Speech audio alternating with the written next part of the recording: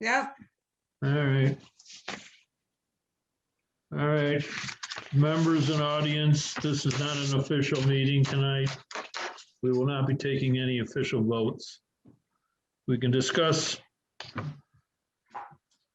just about anything, I guess, but we do have an agenda. We will not be voting on the minutes of the last meeting. We'll do that at the next meeting.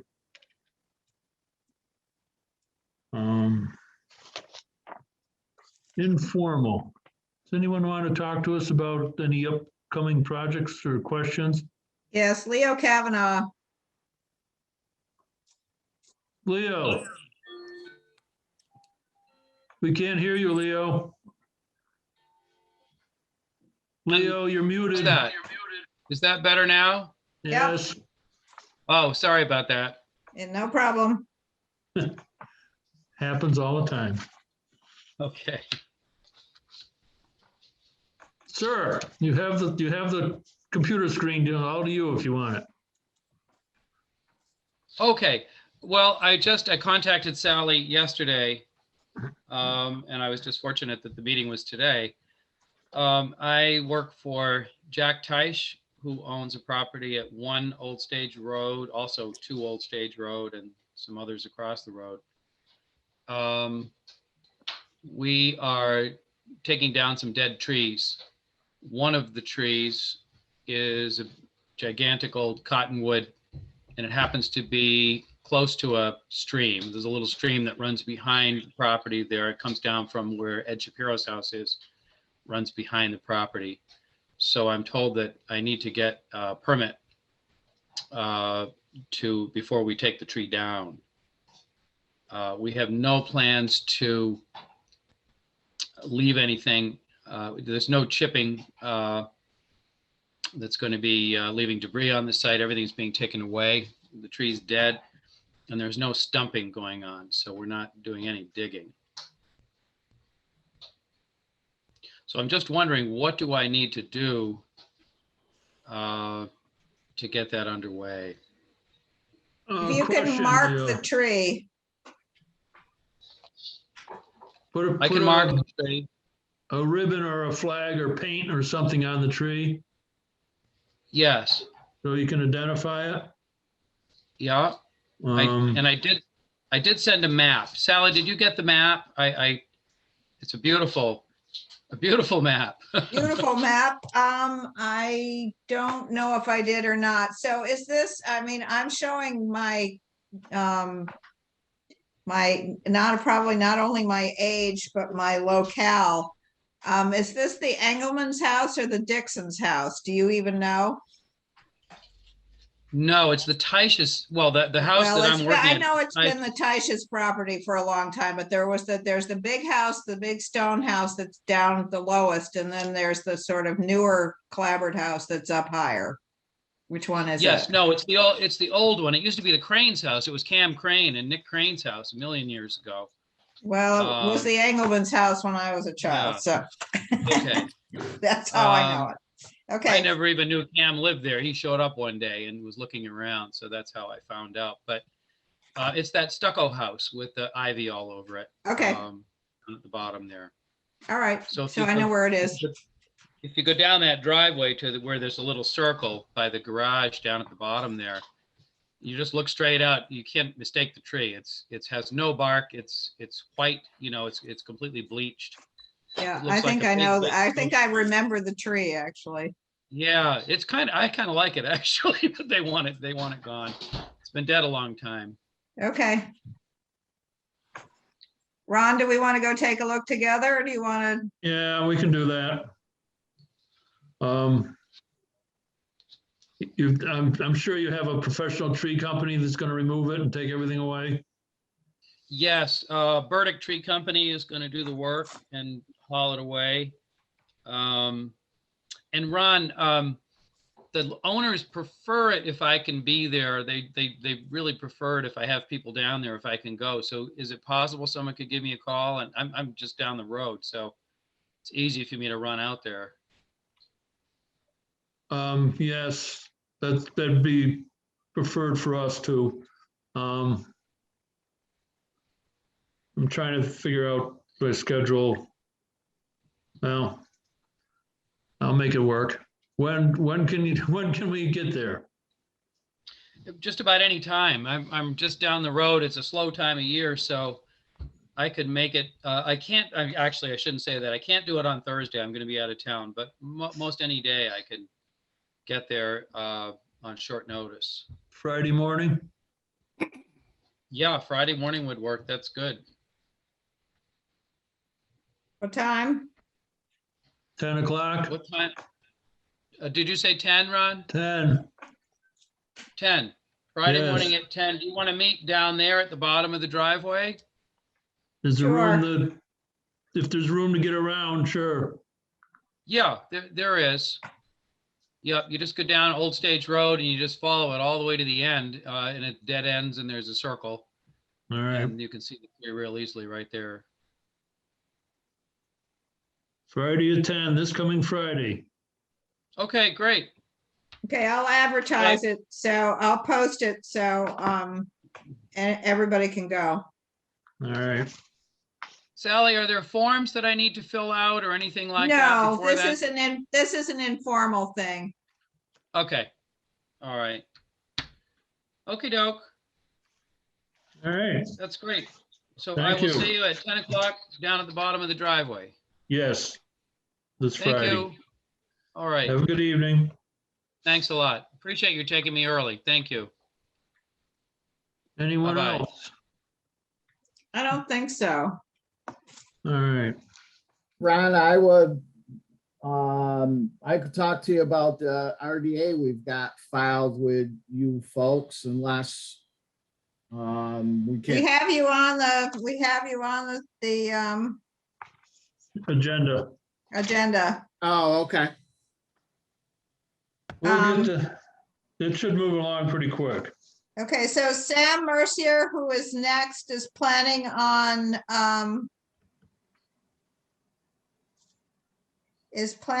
doing an NOI. So this is basically withdrawn, the RDA. All right. Kate Pitchard, we went and saw. We probably should vote. We can't vote. We'll have to vote on that the next time.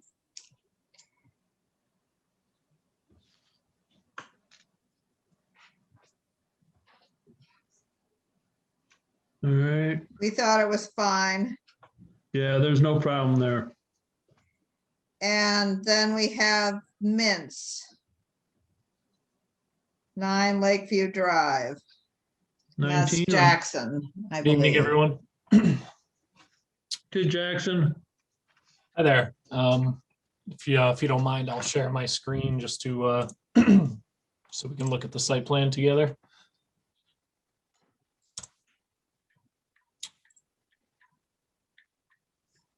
All able to see that? And Jackson, you got my note that this is not a formal meeting, right? I did, yeah. No Okay. worries. I just wanted to. Sorry about that. No, it's not a problem. I just wanted to go over some of the questions you all had for me last time. And I've got some answers for you now. So we put together this, just highlighted our proposed site plan, as you can see on screen here, with the plantings that are proposed and what's going to be removed. So it's a total of 14 trees to be removed. We're showing 9 trees proposed to be planted and 31 shrub plantings.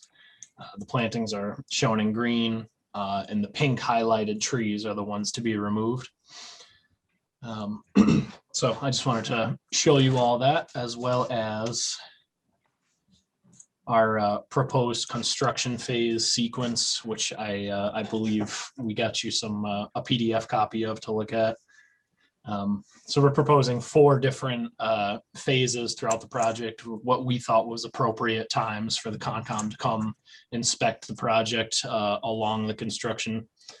So if that looks good to you, that's what we'll submit. But if you have any other recommendations for phases you'd like to inspect at, we're open to those recommendations.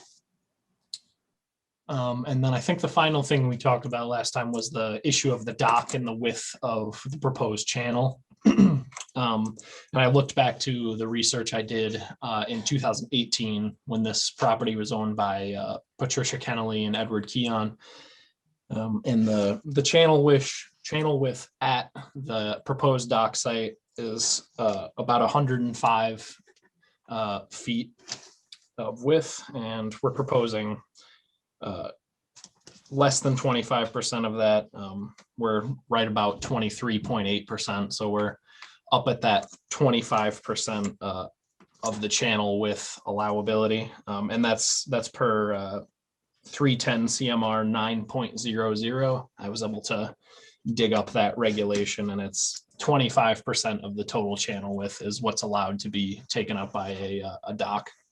So I just wanted to. Thank you for finding that. No problem. Took a I little looked digging. and looked and looked and I never could find it. That's really good to know. It wasn't easy. I had to go through a lot of documentation, but yeah, it's 25% of the channel width is what's allowed in Mass. I knew that there was something. I knew that there was some regulation, but I just could not find it. Yeah, they didn't make it easy to find. So yeah, I just wanted to talk to you about those couple things from the last meeting. Jackson, can I just stay on that for just 1 second, please? The construction phase schedule. The dock, is that measured perpendicular from the shore? Yeah, I took about Okay. 5 measurements using a laser distance finder. I'm not challenging yours, the Mhm. way the dock should be situated Gotcha. for the 25 feet. Okay. That's it. Yeah, I believe I tried to measure as best I could across there. So that's what we were able to come up with. Yeah, is there any other questions I could answer about it at this time? I know we can't make any official motions or anything like that. The only question I would have, sorry, I gotta mute this one. The only question I would have is of the remaining 75 feet, is that sort of the deepest part of the outlet at that point? Is that contained in there? I'm just worrying about the harvesters getting through. I couldn't tell you exactly where the deepest portion of the channel is. I assume it's relatively close to that center line. I could look at bathymetric data from Stockbridge Bowl, which I believe is available on Mass GIS, but it's only in, I believe, 5-foot contours. So we're not going to get. And I'm not sure that should limit what you can do. I just would suggest that it's in everyone's interest that we not block the channel for the harvesters. Absolutely. Yeah, I would agree. If I had to take a guess, I don't think this would be interfering with that at all, but That's a good point, Patrick. Patrick, how wide is the harvester?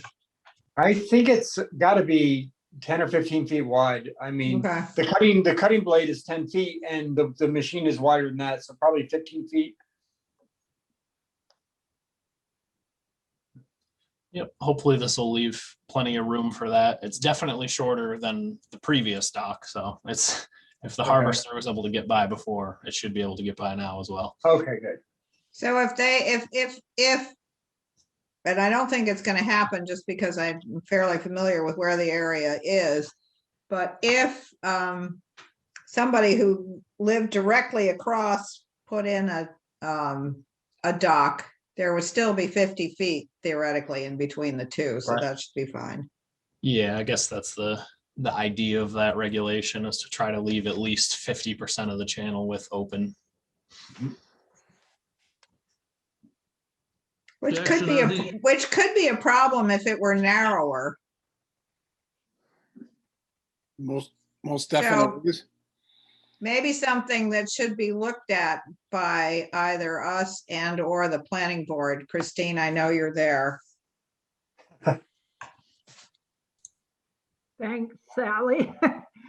It is something I've been concerned about also. So certainly it won't be on our agenda right away, but let's definitely keep it as a priority. Because now that we know what the regulation is, 25% if it were only 50 feet wide, Quarter, might not be enough. Only 12.5 feet would be allowed. Yeah, yeah. So there probably should be a minimum channel width. yes. As Either well. that or it won't get the harvester down there at all. Can you said it and I didn't hear it, the section of CMR that this is, that you referred to find the width? 310 CMR 9.00. Okay, thank you. Yep.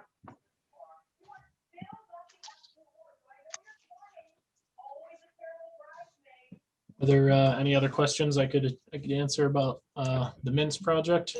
Jackson, these are the final plans. There's been no, Yep, these have been approved by the planning board. So these are our final plans.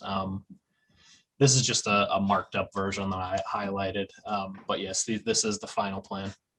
Do we have Oh, sorry. Do we have a hard copy of it, Jackson?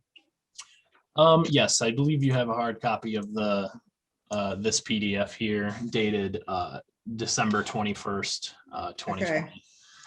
And Jackson, on the left side, you've got 3 trees that are coming out. They don't seem to be, or is that because of the path? I mean, These- why are we taking those 3 out? They have quite a bit of a lean over the existing and the proposed house. So I believe it's mainly for safety and purposes that they want to remove those 3. Okay.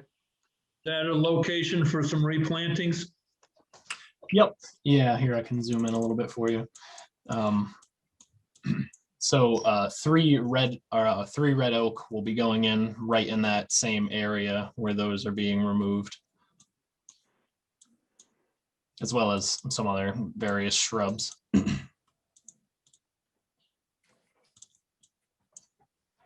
What did we decide about that one down in the front corner or the lakeside corner? This one right here. Wait a minute, not them. Yeah, that could be it. That one, we were out doing our site visit. This one was marked for some reason. I'm not sure why, but we want to reiterate that that's not going to be removed. That 17-inch pine there is proposed to remain. All right, thank you. Any other questions? Nope. Okay, Jackson, that was your first one. What else you got? Let's see. I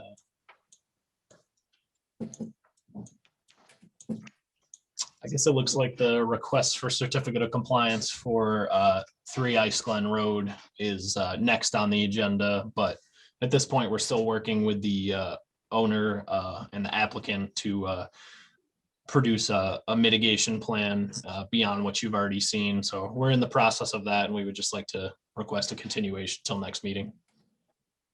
That'll be fine. So yep, that's it for 3 Ice Glen Road.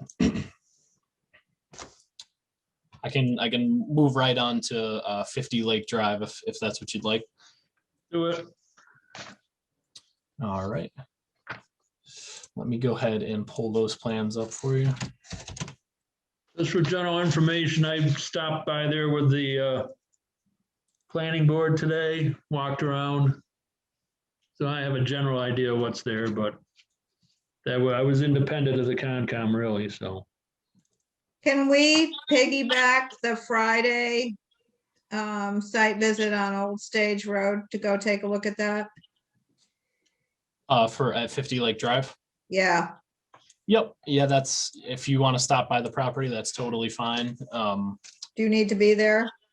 I don't believe so, unless you'd like me to Okay. be. Mark Volk is also doing another site visit with the planning board tomorrow. Yeah. At 4, tomorrow at 4 p.m. Yeah, I can't do that. No problem. But if any of you are interested in that, Mark Volk will be there to answer any questions about it tomorrow at 4. But if you'd like me to be there sometime on Friday, I can do that. Ron, do you want to go? I can, if I have, if I don't have a conflict, I'll be there sometime Friday. 10:30? Sure. 10:30 this Friday, 50 Lake Drive. That's almost all down to the end. North side, north end of Lake Drive. Okay, I will also post that so that we can have a quorum if we need to have one. Right, would you like me to give you a general overview of the project, or I had a Sure. couple question or answers to questions that you had last time. I can just go over those real quick.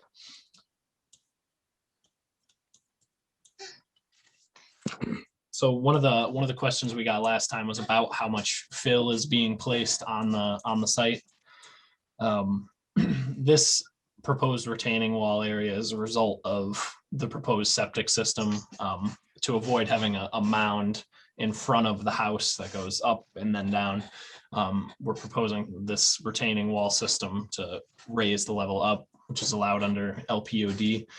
If you look, it's a little tough to see on this plan here, but this dashed line here I'm tracing with my mouse that comes right across the front of that retaining wall is the FEMA floodplain line. So we're all fill is outside of, well, all fill and alteration is outside of the bordering land subject to flooding. And then you had a couple questions about the existing septic system, which is also a little difficult to see on here, but it's these very light gray lines here, here, and here. And that's all obviously being proposed to be removed. And then one other thing I wanted to highlight to you is we're proposing quite a few plantings. I was talking with Ron on site today, and we're from what it looks like on our plan, we're proposing about 17 trees to be removed. And they're proposing about 14 to be planted. So if there's any requirements you'd like to talk about plantings, we can do that. And the planning board has also requested a line of native shrubbery along the. Jackson, excuse me, can you say that again? Sure. 17 trees to be removed, and then what? We're proposing 14 to be planted as it's shown right now. Our site plan, we typically only survey trees that are greater than 10 or 12 inches in diameter. So there might be some smaller 1 or 2 inch trees kind of thing that'll be removed. But we're proposing from the site plan about 17 trees to be removed, and then 14 plantings, which are going to be red maples, river birch, and eastern white hemlock. And those are shown along the edges of the property here and over here as well. And then another thing the planning board asked was shrubbery along, native shrubs along the shoreline. So I believe we're going to be submitting a plan showing some proposed planting along the shoreline. And if that change is made, I'll be sure to get the updated site plan to you. Okay, and Ron, you're okay with it not being 1-to-1 and replacing the trees? When you go to your site visit, you're gonna find there's not enough property left after they build this house to plant much. Well, okay. And when you list those trees, like the 10-foot pine, is that like the diameter of the tree, or is that the height of the tree? This here? Well, just any tree, like you list them on your plan. Yeah, we You show got, them as diameter in inches, so 10-inch like pine. a is just chest height or whatever, What's that? like a chest height. Yeah, diameter at breast height is typically where we measure them. And so you're saying that that we're taking out 17 trees that have like 18-inch diameter, 14-inch diameter, 10-inch diameter. Not necessarily. We just don't. It gets very expensive to survey every single tree, so we typically only survey things that are 10 inches or 12 inches and greater. Well, can you point out which ones are greater than 10 inches on that are coming out? You said 30. 17 are coming out. They're a little bit difficult to see as they're grayed out to not completely interfere with the visual of the proposed house. I So can see there's them. Where your mouse is, there's one there. There's another here. Those are all ash trees there. This pine is going to be removed. This large 14-inch ash here is proposed to remain. We talked a little bit about that at the site visit. And then there's a couple trees in the front of the house, 1, 2, 3, and 4 that are going to be coming out there. And then there's this twin 10-inch ash is going to be removed, as well as these two here and this 15-inch maple. So I could put together a summary of just a list of what's to be removed and what's to be planted to make it a little more clear. Because No, it's I just think like, I mean, obviously, there's maybe nothing we can do about it, but every one of these we seem to be losing, 5, 10, 15 trees. And, you add that up across what is the beach, 100 houses, 150 houses, it just, every time somebody buys one of these properties, it seems like we have more deforestation in town. And it just is sort of a concern when we're, simultaneously working on our climate change proposals and trying to make sure that our public trees are well maintained. I just think it's like, I just question these choices as a general rule, but I'm not saying there's anything you can do about it. if the commission would like to require more plantings, I think that's something the property owner's open to. We'll just have to, it'll be a little tough engineering wise to try to figure out the best spots we can put them where they're gonna survive, and add ecological benefit, because it's such a small site. But if that's something the commission would like to require, I think the property owner's open to it. Well, I think there are two issues here. One is, the general ambiance of the lake, like we would rather not see the houses if we could avoid it. Mhm. But also, the cooling and the inspiration and expiration of moisture and habitat and all those things. So those are all things that we need to think about. And as Patrick said, cumulative is big. Hi, this is Pam Sandler here. You guys hear me? Yeah, Yes, hi, Pam. Hi. I just want to talk about the fact that my clients are local people, meaning they've come to the bowl for over 40 years. I would say that this will be definitely heavily more planted than it is shown on this plan. They don't want this thing to stick out, so they'll really work with you and know that, okay? Thank you. We would like to see it on a plan though, so we can, if we have to come back later and look at it. We're working with Walt Konahofsky, Right. who's doing a landscape plan. If I can get that to you. It's very preliminary at this point, but because we really want it to be more organic, and that's what we're working on. Okay. Thank you. All right, just for general information, because I was there, everyone can see where the dock is located in this drawing. That's lawn from the edge of the, well, right in there, there's some scrub stuff along the lakefront, located with the fence that runs the whole length of the property, the wire fence. Yep.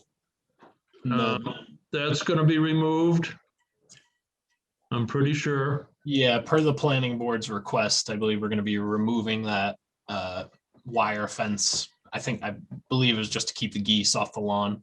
And we're going to be replacing that with native shrubs. The planting will do that.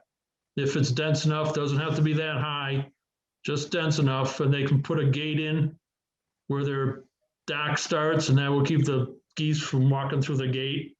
They already Yeah. actually have a small wooden gate there, so I think with the addition of native plantings, that fence won't be necessary anymore. So The fence is actually illegal because it inhibits the passage of wildlife.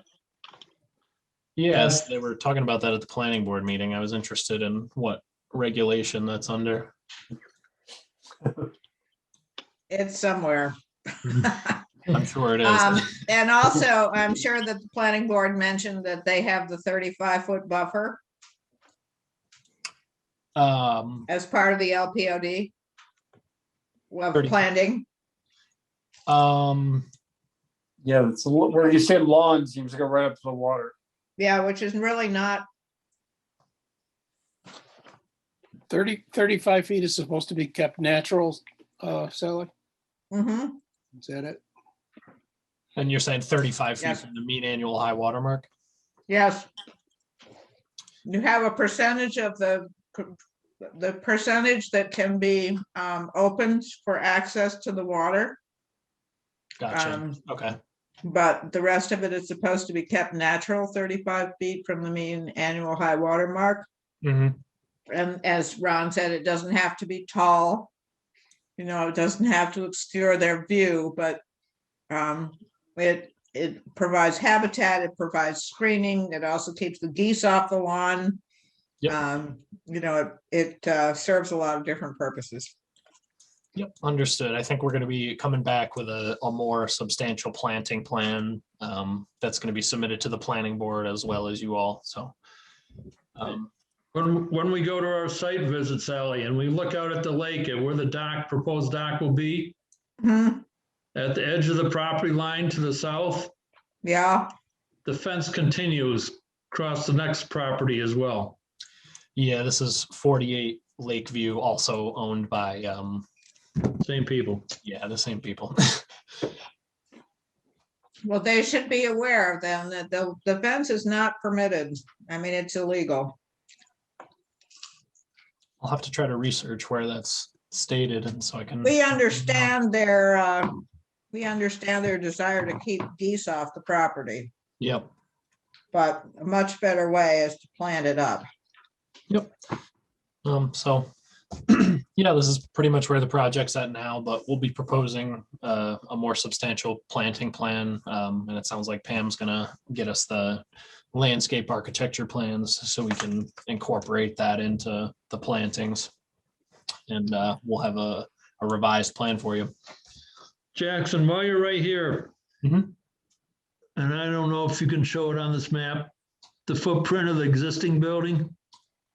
It's a little tough to see as it's on screen, as it's like a light gray color, but this is the existing house outline, this dashed line here. And then there's this deck that runs along the front. It's kind of covered by our infiltrator units at the moment on the plan, but this is the outline of the existing house.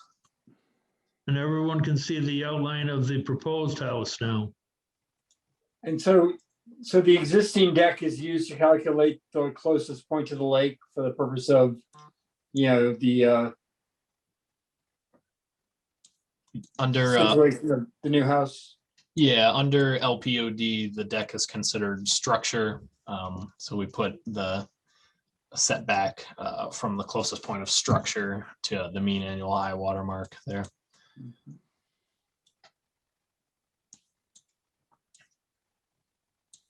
And that existing deck was part of the original footprint of the house. Yeah, it's just this couple feet of deck on the front here. Yes, it was. And note, the rest of the house is much further back from the lake than the original house was.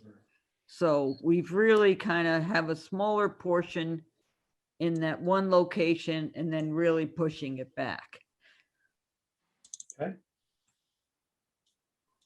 Square footage wise, it's got to be a little larger. Let's take a if I'm look. correct. Yeah, is it on that chart there? Yeah, there you go. Yeah. Thank you.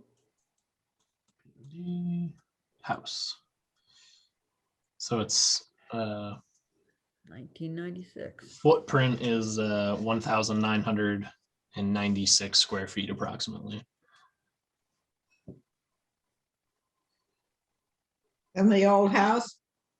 The old house is 949 with about 185 square feet of deck. The new house will have about 102 square feet of deck.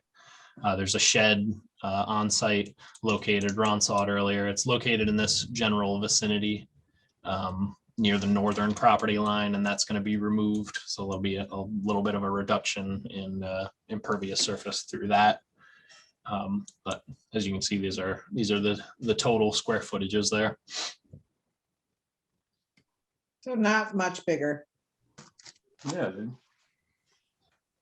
I mean, look, the total area is 3 times. The house is 3 times bigger than the current house, right? No, the footprint is approximately 1,000 square feet larger, 1,050. It's going to be a 2-story house, so the livable area will be greater than that 1996. But this is the footprint is approximately 1,050 square feet larger. Okay. Yeah, I mean, I was looking at the top one. Jackson, could you describe for the members the wall? Or So it's going to be dry laid stone retaining wall on a crushed stone bed with sub drains behind. It'll be, constructed like this. So there'll be a capstone, and finished grade will slope down to the wall. The wall is necessary because of the septic system, and the distance to groundwater requires it to be higher than the existing elevation. So to avoid that mound in front of the house, these proposed retaining walls, which connect to the proposed corner of the house here, along the front of the house, the lakeside, along the north side, and that'll end at this ledge along the side of Lake Drive. And there'll be another portion along this side to contain the septic system. I think at its tallest point, it'll be about 4 feet high, which is over here. Most of it's going to be about 2 feet high, and then even less than that. So it's mainly for the purpose of the septic system. The fill for this area will mostly be coming from the basement excavation, which is only in this section of the house. This portion over here, as well as back here, due to Title V regulations, is going to be slab. And then there'll be additional soil removed, obviously, for the septic system, and that'll help fill in this area. What's the stone wall gonna look like? It's going to be natural stone, dry laid, so that's kind of a section view of it, but it'll be a natural stone wall. And is it gonna be planted? I don't believe they're proposing any planting on the wall or around the top of it. I believe they're just proposing kind of a lawn terrace up here. But maybe that'll change when we get the landscape plans, because it sounds like there's going to be far more planting than we have shown here. any other questions? All right, Jackson, we will see you. Well, we will be there. I don't know if we see you or not. 10:30 this coming Friday. That's If you're there, fine. If not, we'll just walk around and look at markers and stuff. Friday the 26th. Yes, I'm familiar with the colors on your stakes. Gotcha. All right. Yeah, I'll try to make that, but I'll let you know if I can't. The only thing that I'm a little curious about is, unless we bring this map with us, the trees that are gonna be marked to come down. But I can spend some time before that Friday site visit marking what's to be removed, so maybe that'll be a little more clear. all right, a thumbtack and a piece of ribbon or something like that, Sure thing. be fine. Ron, just one more quick question. Sure. On the section of wall, Mhm. can you pull that? That's it. On the front side of that, the channel side, there's 2 feet minimum. Is that more fill? That's basically just saying they have to embed the wall a minimum of 2 feet plus this 8 inches here. So there's no more fill on the front side. No, there'll be no fill on the front side. That'll match existing grade. But they'll have to excavate kind of a trench and install that stonework and build it up. So some of those stones, as you can see here, will be below finished grade. So that's just what that 2-foot minimum means. It needs to be 2 feet of stone below surface. Jackson, was that to go down or was that to have fill brought in? In the front side, the lake side? The lakeside, this is proposed to remain its existing grade, which is All right, about 8 okay. feet. And one more quick thing. Sure. On the area that's behind the wall, could you not gray out the existing contours so much so we could actually see some of those? Yeah, I apologize. They're not easy to view on screen. You can't figure out what's going on. Yeah, I agree. It's a little difficult to see on screen. So when we submit our revised plan containing plantings and working with the landscape plan, I'll be sure to try to make those more visible so you can see the existing elevations. Thank you. No problem. Okay. Anyone else? All right, thank you, Jackson. No problem. Thank you all. I lost my place. Mike Parsons, Hang on. Where's he? Shirley, I just saw that. Request for determination, 322 Old Stockbridge Road. Subsurface disposal system. We got any paperwork on this, Sally? yes, yep. Mike, you still there? I'm here. Wake up. I'm here. I'm listening, waiting for you to ask me to chime in.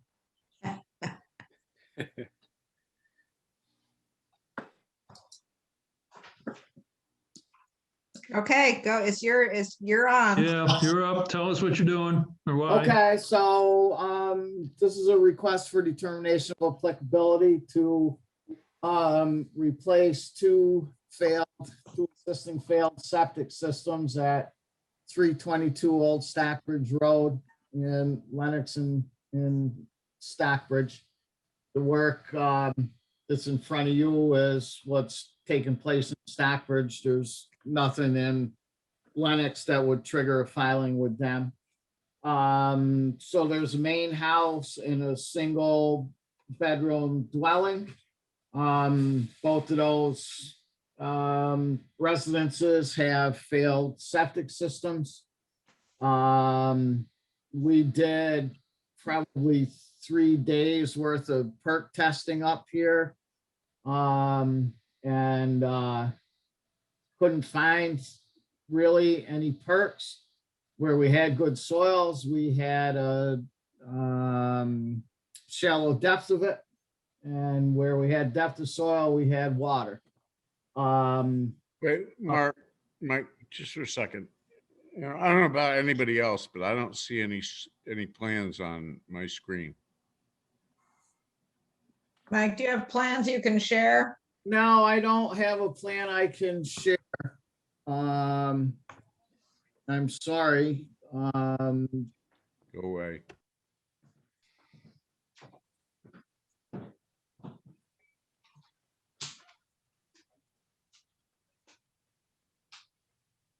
Do you have, Mike, do you have drawings that you could send to us? Yeah, you have all the drawings. I mean, I sent these in a month ago. I didn't get the memo that we were on the February 9th meeting. And when you looked at the agenda that was posted on the town's website, we weren't on there. So we missed that meeting. And It was actually. well, the second page didn't show up where. Okay, well, I've got the plan here in front of me. slightly chewed on the edges. I mean, somebody gives me an email address, I'll email plans. So it's Conservation Commission at townofstockbridge.com. Right, well, we've already emailed the plans to that email address. Right. I'm talking about individual members. If you want plans, somebody, That goes to everybody, Mike. well, then everybody has them. Oh, I haven't seen them. Well, they were all sent, and I can find a date and tell you when they were sent. Well, We Mike, do, Mike, we here's- did, here's- we here's- did get them. Sally, hang on. Here's the drill, Mike. When we're gonna have a Concom meeting and you're gonna talk about plans, it'd be really nice if you had the plans available so that we could see them while we're doing the stupid Zoom thing. Okay? That's all I'm saying. Yeah, Sally, I understand that, and you have them. Sally's got the plans. I don't have the plans. Sally said to me that those plans went to go to everybody when I send them to that address. They do. If you don't have them, I don't know why. Mike, do you have a date on that? I don't, as I sit here. We did get them Well all. before the February 9th meeting, so they were sent out sometime in January. Right, we've got them. They were sent to everybody. Hang on.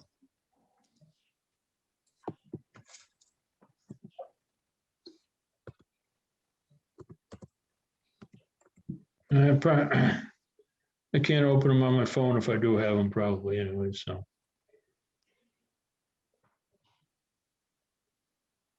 Oop, wait a minute.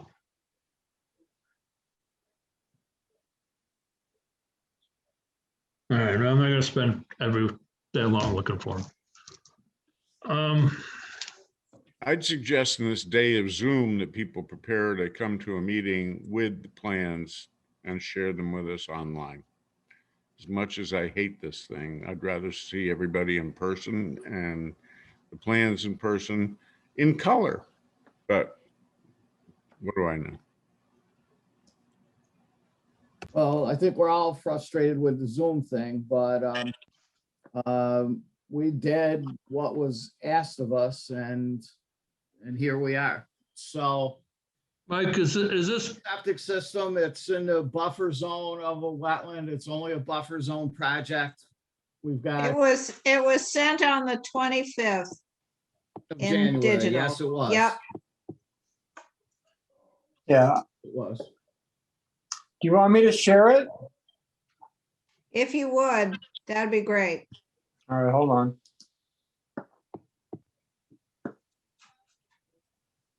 I just need to now find the file. I just downloaded them. Hold on one second.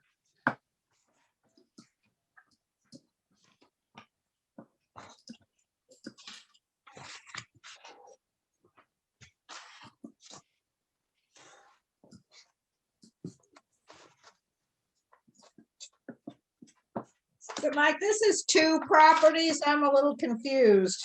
No, it's one property with 2 houses. And one is in Lenox and one is in Stockbridge. Is that how it works? Actually, all of the houses are in Stockbridge. Okay, Actually, 3 houses. You're only seeing 2 because the third one doesn't trigger any Conservation Commission filing. so how did that pass by?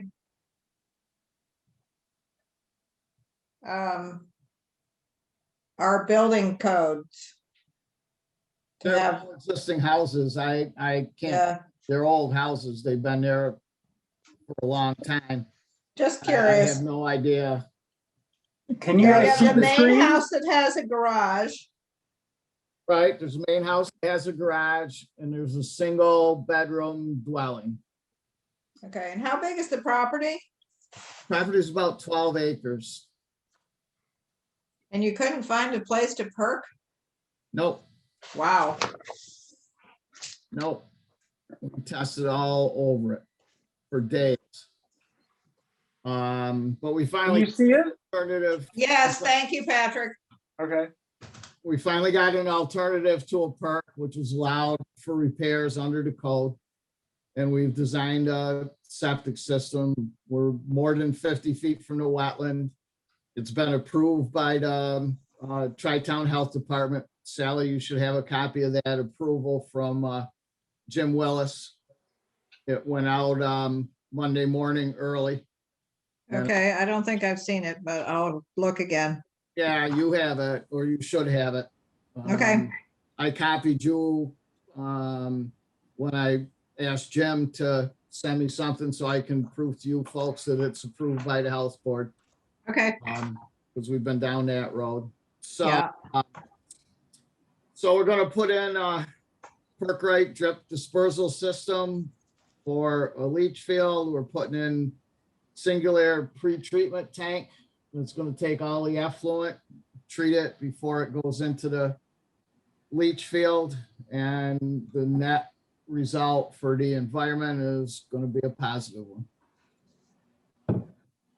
and Mike, it's, this septic system is going to service all the houses? Now, the septic system gonna service 2 of the houses. 2 of the houses, okay. There's gonna be a third septic system that doesn't show on this sheet that's gonna go out towards the street and doesn't involve any Conservation Commission issues.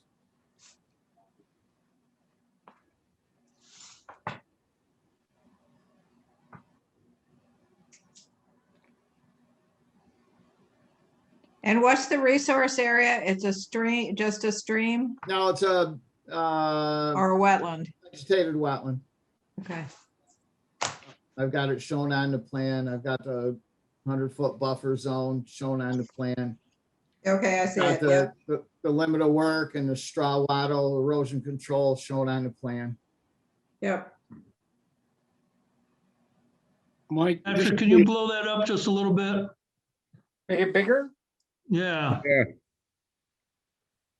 That's better. Thank you.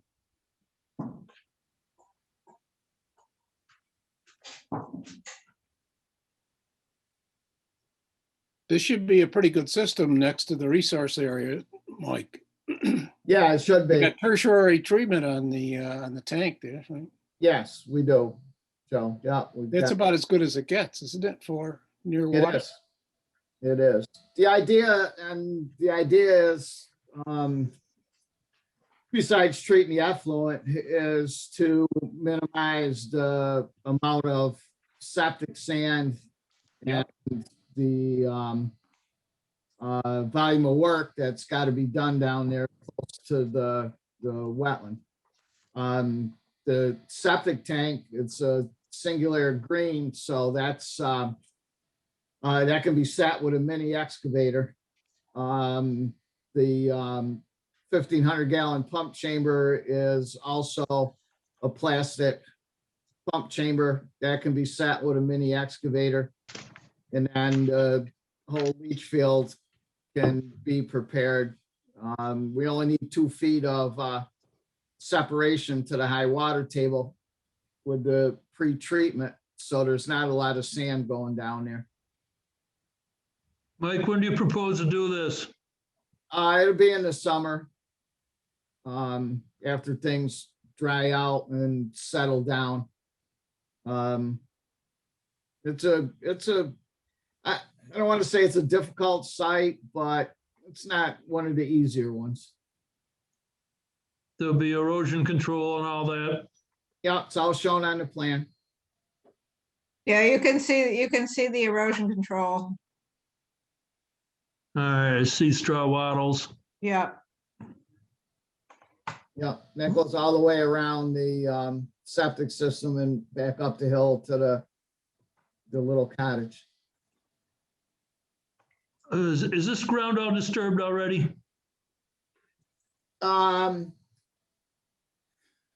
That's, I mean, it looks it, but one of the areas where we tried to do perks and test pits up closer to the road, I got down probably 6 or 7 feet and there was buried steel beams and concrete and I'm told that the 4-bedroom main house that's shown here on the plan was actually the garage or the barn for an estate. And they bulldozed the estate, or the estate burned down, and they never put it back, and they turned the barn into the residence. So Buried the yeah, rest so of a lot it of it's- probably. a lot of it's grass. So when you say undisturbed, yeah, for the last 40 years, maybe 50 years, whenever they tore everything down. And Well, the reason I asked was if the erosion control should go in before the thaw, but it wouldn't do much good on top of all the snow, so. yeah, the site's undisturbed as far as that goes.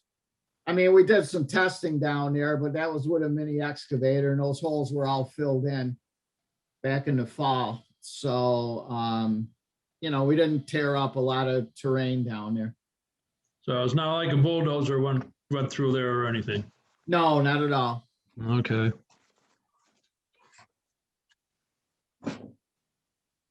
Any other thoughts, questions? No, I mean, it's gotta be an improvement. Yeah. Mike, where was the original or the present system? Well, there's a Over here. tank, there's a septic tank right there.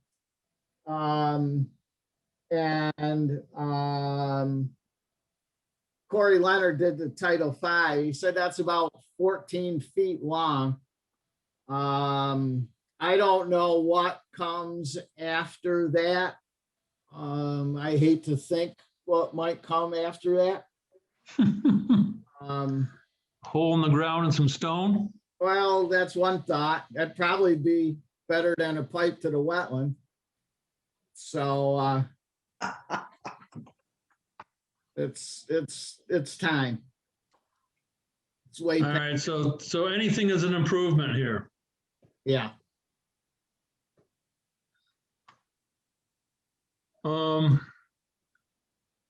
I'm okay with this, though I kind of would like to do a site visit sometime before the whole thing starts. There's not a lot to see right now other than white. Well, I'd meet you there anytime. I've offered a couple times to that we'd be more than happy to see you there. I didn't know if you had to have a site visit before you could vote on this, or We're gonna have some warm weather. I don't know if it's gonna take away all the snow. If you're not in a big rush to start this, we'll give you tentative approval right now so you can make your plans, and then we'll just come take a quick look to make sure we're all on the same page. That'd- And you can yeah, have that'd at be it. wonderful. It's not that I don't think that anybody's in a big rush to start this, but right now, not having some kind of, at least the verbal approval from you folks is holding up the real estate closing, which I know isn't your problem. It's not my problem either, but But we can't officially close on it until the next meeting, right.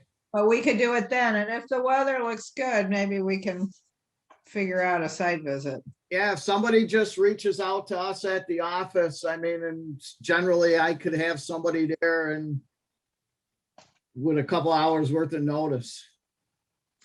Well, if we Okay. lose our That's the- snow by Friday, maybe we do it then. Ron, what do you Yeah. think?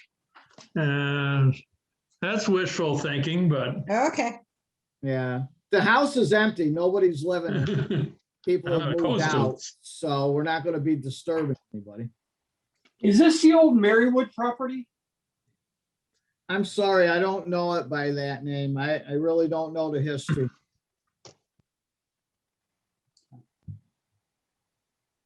Is it kind of white rundown on the outside, partly gutted on the inside? Was there, used to be a music school? Oh, I don't think so. Okay.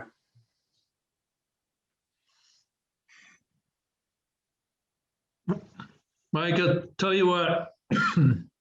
There'll be a few of us on a site visits on Friday. If it's still conducive on Thursday, we'll give you a call. Yeah, That's all right. yeah, that'd be great. I'd love to meet you up there.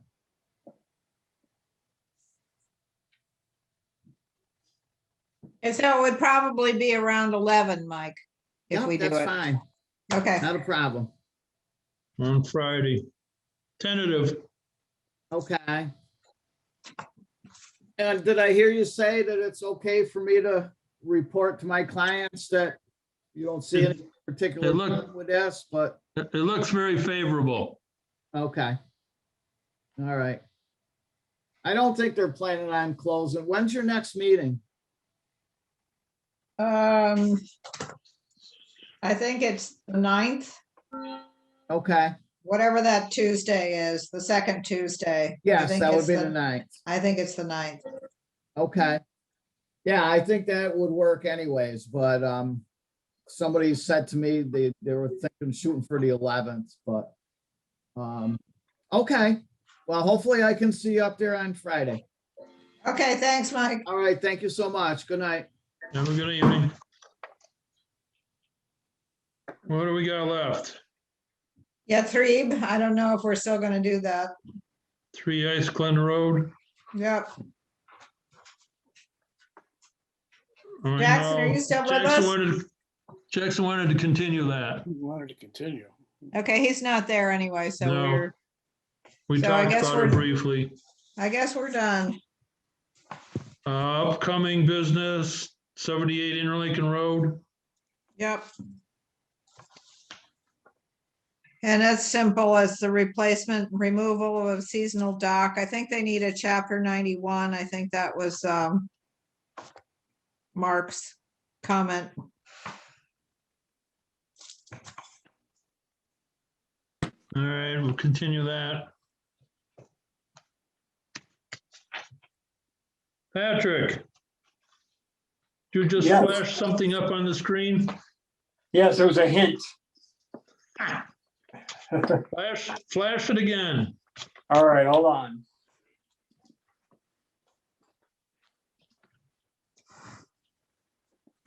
So last Wednesday, kind of on a bit of a lark, somebody in town had suggested that we were starting to have some woolly adelgid problems.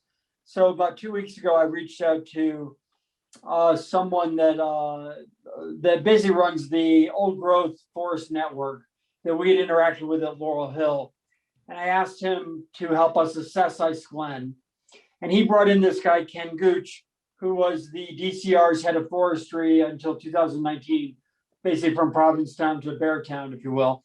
And so he and this guy, Bob Leverett from the Old Growth Network, and a third guy named Mike Morey and I walked Ice Glen to evaluate the old growth trees.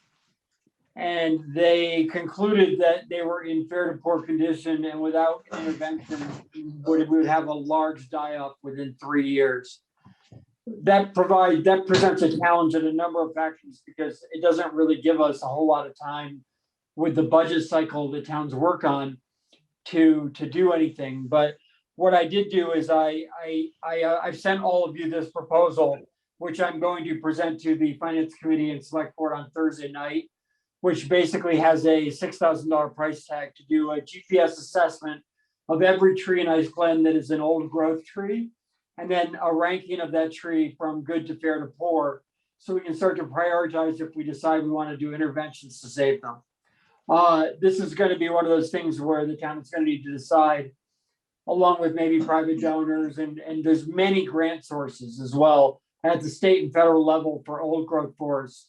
But we're going to basically need to kind of, when it comes to the old growth hemlocks and the white ashes, ironically, were in much better shape, but they still need to be monitored. There's obviously a lot of ash borer in town, but it didn't seem to be up there yet. So Thursday night, I'm asking the town to fund this to the tune of $6 grand. And anybody who's, I personally think that this project should rest here. I think that this is the appropriate board for it. I kind of got the ball rolling. I think it would be for so many reasons, old growth forests they're climate stores. I mean, heat stores, they're refuges for wildlife. They're the biology of the soil goes back to the last ice age because they've never been logged. I mean, there's so many reasons for us to have the will to save these, including the fact that these trees have been alive longer than there has been a Stockbridge, since it wasn't called that till about 1750. I think that this is something that we have an imperative to do, but I'm only one voice. Anybody who wants to lend support to this, please come to Thursday night at 6:30. So Several years ago, the old growth forest people approached us yes, and Laurel Hill, I believe. Is this Laurel Hill property? this is all town property. Town property, okay. They, I couldn't remember. They approached us to ask if we wanted to partner with them on old growth. Do they have money? They don't have money, but Okay. I think what they were looking for was to sort of document it. And I think that the select board at the time didn't want the PR. They didn't want the extra visitors going up there. So Right. but regardless of whatever we designate it, it still is. What was really amazing is this guy Bob Lever's maybe 70, 75 years old, and he's kind of leading us up the hill, and he goes, "We have to take a 1-minute detour." So we go 50 feet off the trail, and he points up and he goes, "By the way, that is the tallest known shaggy bark hickory in New England." And then he turns around and goes, "And that is the tallest known hemlock in New England." We have we have the oldest trees in Massachusetts for hemlock forest, and we have the tallest trees in New England for hemlock forest, and for the shaggy bark and the white ashes. Some of them are 400, 500 years old, he was saying. I think those were the dates anyway. And but you think about it, it's like Queen Elizabeth was reigning when these things were saplings. I mean, it's just kind of unbearable to think that there would be a mass die-off of these trees on our watch. At least that's my personal take. Is the shagbark in threat? If Sally is inferred, on the west side of Rattlesnake Mountain, there is some old growth forest that doesn't seem to be documented anywhere. Are those on town land or private property? Part of it's on the Hill Water Company land, which is now part of trustees of reservations. Yeah. And the other parts, I think, are on the Freeling, Heisen, Morse. I don't know. Sally knows better than I do. Frelinghuysen. Yeah. Yeah. And they're on there. Yeah, they have amazing trees down there. Yeah, I've been down there. Yeah. We But- have a stand of shagbark hickories on our property, as well as one right out in back of our house. The old one died, but we have a new one. But Well, look, I think that one of the things we could do with this project is help private property owners understand how to evaluate, inventory, and assess, but either themselves or through experts. At Ice Glen, it's terrible. It's not just woolly adelgid. Because these pests, they act in concert with each other. They have woolly adelgid, they have the scale, hemlock scale beetle, and then they have this native lupin, which is a butterfly / caterpillar, that are all attacking them in tandem. And you end up with a situation where you add to that the drought that we had last summer, and hemlocks are when they're impacted are extremely susceptible to drought. And that's why they think that we're in such a desperate situation here. They've got I know we don't like pesticides, but there's this dinotefron that you can inject in the tree. So it only goes up to the crown. It does not impact anything other than if you're eating the leaves and you're a bug, it kills you. But it doesn't get into the surrounding soil. It doesn't get into any kind of bee colony issues. It is a very specific thing that is the entire cycle of this pesticide exists inside the veins of the tree and breaks down there. It basically lasts for 2 years. Once we treat it with this rescue thing, there's a much less expensive chemical called imidacloprid that you can use once every 5 years to maintain their health in perpetuity. And it's really not an unrealistic project for the town to take on, especially, I mean, these are trees that were mentioned, or a place that was mentioned in Moby Dick, Icy Glen, I mean, there's so many reasons for us to make this the example of where we need to save trees in this town, Patrick, is this $6,000 is just to a study to identify the trees and count trees? It's It not does, for it treatment. does, it's a GPS tagging of every tree. And it's an evaluation or an assessment of their health from good, fair to poor. And so for the entire 70-acre parcel, we'll have a complete list of every old growth hemlock and white ash. There's also old growth hickories and, white pines, but these are the two species that are the most threatened right now that we're going to focus on. And then from there, we would be able to say, maybe the town puts up a little bit of money to rescue the ones in poor health, and then maybe we do a fundraising campaign like adopt a tree or whatever, as well as state and federal grants, so that the ones that are fair to good that can go another year without treatment, we'll try to apply for the grants to do that. But it's the ones that they consider to be in poor health. There was one that they were showing me that you look up at the hemlock at 150 feet up, there's this like weird shaped crown, where the leaves usually are. And they were pointing out that more than half the crown was gone because of the pests. And you can just look up and once you know what you're looking at, and believe me, I asked them what one tree was, and they said, oh, that's a sugar maple. So clearly, I'm no tree expert. I'm not making myself out to be one. I'm just reporting on what these experts, kind of were showing as the warning signs. It was pretty, you take the leaves and you can see where 50, 60, 70% of the needles are missing. That's just because the insects have been eating them. So Rob Ackroyd said something at one meeting that he thought that there was some possibility that the woolly adelgid was temperature susceptible. It is. And that was slowing the devastation. Mm-hmm. Look, I checked the trees in my yard and in that lily pond parcel behind us after my meeting, and most of them, the needles look much better than the ones up there. I don't know if it was because of the drought and it got really dry and they were attacking it. I don't know why. All I know is that when the former head of forestry for the entire state of Massachusetts, DCR, tells you that you're going to have a mass die-off in 2.5 to 3 years, he's getting my attention, No, I'm not arguing. I'm just curious, because I have, 30 acres of forest on my property, and I'm just wondering what the impact might be. I have a bunch of hemlocks. Yeah. So is there a threat to the shagbarks? He didn't say that there was, no. He was just wondering at the fact that we had one that was really old and the tallest they've found in all of New England. This guy Bob Leverett, he just hangs out in old growth forests. And Ice Glen is a pretty special one when you listen to him. I mean, it's got pines that are 400 years old. It's got the hemlocks. It's got then the myriad other, obviously the white ash, the really, really old white ashes. And it's never been logged, ever. That's what's awesome about it. What about the white pines, Patrick? Well, I guess there's pests that attack them. They weren't as concerned about those as about monitoring the white ash, because the ash borer, I think the ash borer is the one that goes around the tree. So as it starts to eat, it basically cuts off all life, and that's why it kills the ashes so quickly. So you really got to be watching for that. But they said that they didn't see a significant problem with the white ash yet, but we should have a monitoring plan for the whole forest once we figure out how to the white pines. They must have been huge.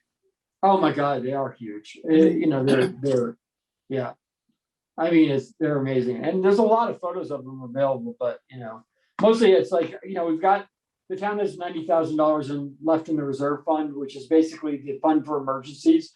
So I'm going to propose Thursday that we take $6,000 out to do this assessment, which you can have done by May 15th, which will then give us an answer to if we have any like real trees that we have to, if we want to save them, deal with them, in the next fiscal year, because it gives us basically 2 weeks before town meeting. to figure out if we want to budget for that. It'll let you, Now, unfortunately, government takes a year to get a grant, or, our cycle is town meeting, it's a year to the next town meeting.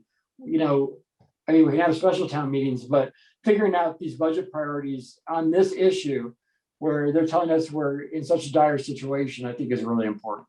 We have money in CPC that we can use for that. yeah, that's preservation. Yeah, Because we have $10,000 that we can use. Well, I'm I don't think gonna make a reserve fund transfer request Thursday. And if they Okay. come up with 20 trees that need to be treated or they're going to die, my preference, though, obviously I'm only one voice out of 10 between the two committees, finance and select board. Let's maybe take the money that we have there and use it to rescue the trees in the most perilous condition. Mhm. Well, the money for CPC would be for a study that could be accessed as of July 1st. No, but isn't it too late to go to CPC? No. I'd have to look and see what we had left over from fiscal year 21. We might not have any. But for fiscal year 22, we put aside the $10,000, which is our administrative fund. Mhm. And the administrative fund is accessible by the committee anytime for an assessment or some kind of a study that would help us understand a future project. Okay. So we don't need to go to town meeting for it. We don't have to have anybody's permission to use it. Obviously, we have to get the consensus of the committee, but that money is available for that kind of thing, for the study. I mean, look at the budget to rescue each tree, and it's on 70 acres. We might have as many as 20 or 30 trees per acre that are old growth. We don't know yet. They haven't done the assessment. But this dinotefron is extremely expensive, like in the $300 to $400 range for a treatment that'll last 2 years and get the tree back to health per tree. This could easily be a project that could be well over $100,000 to save these trees. And that's why I think we need to do fundraising and get grants and then try to come up with some money. So all of these sources, together, maybe 25% of this cost the town bears, and we can raise 25%, we can get 50% in state and federal grants. There's a lot of climate change grant money available right now. And old growth forests are seen as absolutely critical to, mitigating the effects of climate change. There's so many reasons why they're really important. So I'm always, what is the term? I'm advocate. thinking positively. I'm getting tired. Sorry. I'm hopeful, but then again, I always am. We're gonna need to sort of put our heads together to think. How do we sort of, what is it going to take? What's the first step? And we're not even gonna know that till May 15th, which is when this assessment would deliver. So, but Well, like I it's the say, CPC money. as of January or July 1st, there would be, we could come up with, $499 or $4,999 from You don't know CPA But you don't know to if use for that. you don't know if the money's available in this fiscal year. I don't. I can't remember if anybody tapped into the money for this fiscal That'd be a year. good We'd have thing to to ask, know though, because then we'd town have to money could ask be Ray. used- Town money could be used for something else like the actual treatment if we decide to do that. Exactly. So But- I think that would be great to know. But if they were willing to wait to be paid by the 1st of July, we could do that too. I mean, I think it's 120 hours, so it's basically 3 or 4 weeks of work starting in April, going through May. Let's just figure out what we have available and then, Yeah. I'll talk to Michael Canales about how we pay for it. Yeah, we can Sally- ask, Ray will know. Okay. Sally, when we had a few projects at Gould Meadows, we borrowed money and then paid them back. We went to, Who the hell did we go to? Anyways, when we were short, we borrowed and then paid back, so. it If you have was- any thoughts on this though, come Thursday night. I think this is sort of, we deal with so many things that are kind of, you look at one property and figure out how they build their new house. I think this is like sort of a different type of, I just think this is really a compelling challenge that we need to make a really high priority. And, I'm with you, Patrick. I'll help. Okay, we have Steve Mack is still waiting for us. Where are you, sorry. Steve? Steve. Steve, Oh, I'm here. Hi. what do I'm you so got? sorry. I didn't realize we still had other business. That's okay. I was listening with interest on your tree discussion. So I was asked to just give an update on 20 Mackinac Shores, which I know there's been a lot of discussion back and forth I haven't been involved in. So that project, unfortunately, the contractor moved off that site during our back and forth in the fall, and he's planning on coming back in the spring to get that project going again. And I'm not exactly sure what people would like. I can sort of go through the plans again, just so everyone understands what's happening out there and what's going to happen, if that would help. I'm not sure what you'd like. Oh, well, I have a question. And that is, I don't really feel it's necessary to totally disrupt this plan that these people have put forward. However, it doesn't seem to me that the plan that was put forward to us originally and what is actually happening on site are compatible with each other. So can you explain that, Steve? Sure, I'll try. So when we talked in the fall, I got a call from, I'm not sure who I got a call from, maybe the owner, about the Concom asking them to stop work while they figured things out. I went out and looked at the site. The contractor had put those boulders sort of down at the toe of the slope. In the water. Yeah, it's not over the resource area, just so we're clear. I'll stake that out if everyone would like me to do that, and we can go look at it. But it's not over the bank. But Steve, yeah. hold on a second. Yeah. There are 9 boulders the size of a Volkswagen Bug in Stockbridge Bowl. Okay, well, I might be remiss here, but I don't remember that being part of the plan. So I don't really want to have a long debate over where the edge of the resource area is. I'm happy to stake it out. We can go look at it.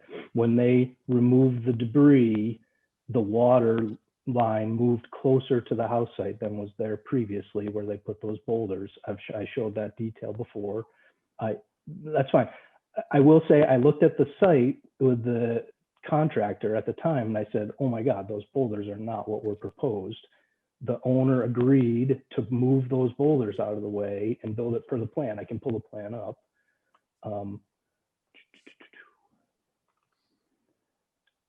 How did the boulders get in there then if they aren't according to the plan?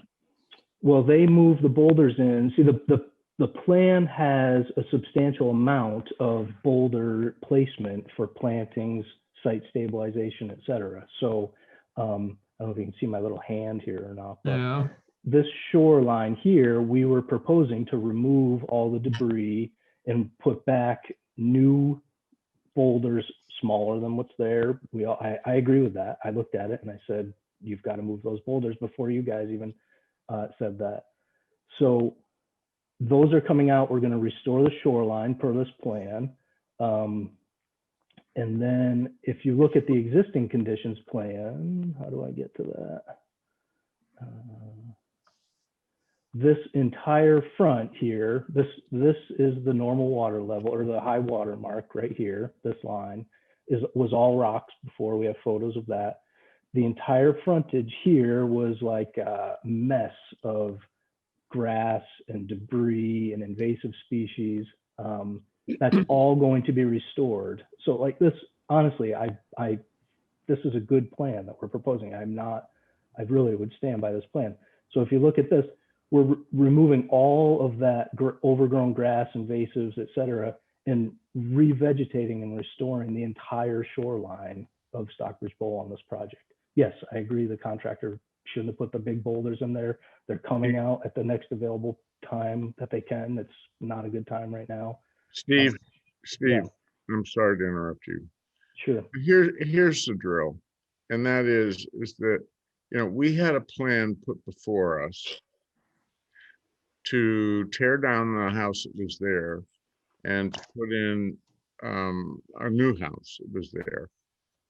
I don't remember, and I might be remiss, I do not remember anything in the plan that included that, I don't know what you would call it. I don't know, it's a platform for putting in those 9 rocks is what I see it being. Now, if you had come to us and said, we're going to have to build this platform in order to do this, in order to do that, in order to preserve this, in order to preserve that, maybe we would have taken a look at it, but it wasn't in the plan. So all of a sudden, one of us stumbles across this thing and sees what's going on down there, and we say, oops, I guess they didn't get it. So can you explain how this whole thing came about to us? Because it's a mystery to us, at least it is to me.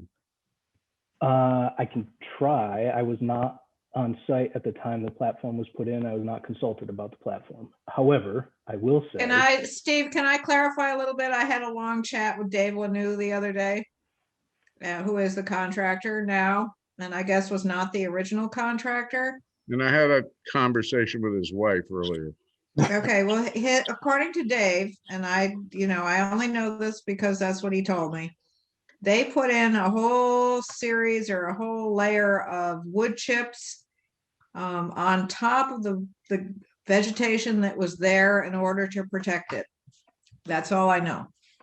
Right. So the platform was put in to protect the existing ground, which is a very common process. And it's what we would have suggested if they came to us and asked how they should protect this ground cover. We left it in their hands, for better or worse. So what you want to do is put the layer of wood chips in, you put the mats down, and you build off that so that the tracks of the excavator aren't destroying the subsoils. So what they did is actually the more expensive and more environmentally friendly way to build this thing. May not see it all the time because it costs more money, but so that's all going to come out as they work their way from the shoreline out to the house while they build the new planting beds and put in the new landscape and the walkway that you see on the plan here. So I think, in fact, the platform is protecting the subsoils beyond what would have been done if they just had a track machine down there moving things around. It minimizes erosion, it minimizes sedimentation because they're not working on bare soil, they're working on the platform. It's a positive. I know it wasn't specifically what people saw, but it's better than what was actually allowed by the permit. So my question now is, if you had had this in the original plan, we would have asked you, how are you going to protect the lake from all of the work you're going to be doing to build this platform? And also, we would have kind of asked a question about the 9 boulders that are in the lake that are about the size of a Volkswagen bus. I've already said those boulders are coming out. I don't know what else I. All right. Well, I'm fine with the boulders coming out, but the fact of the matter is the platform to put the boulders in the lake was built, and it wasn't part of the original plan that you put before us. So we go and we stumble into this whole thing, and we say, "Whoa, what the heck's this all about?" And my question would not be now. It would be now. How would you put before us a plan to protect the lake with silt fencing and wattles and everything else while you build the platform, which also didn't come before us. So can you The answer erosion that? controls are in place right now, and it's protecting the site. There's no sedimentation. The site is protected right now. I'm talking about the plan you put before us. I'm not talking about what's there now.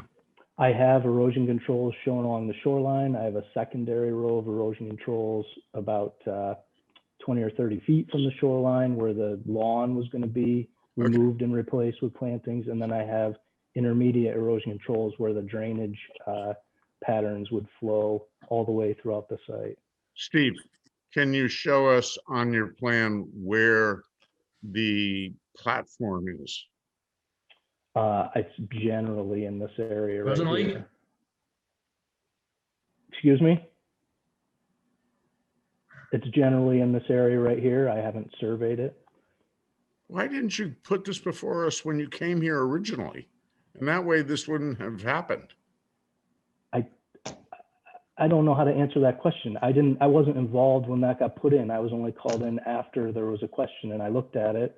I thought the platform was a good thing. I didn't think that was a bone of contention.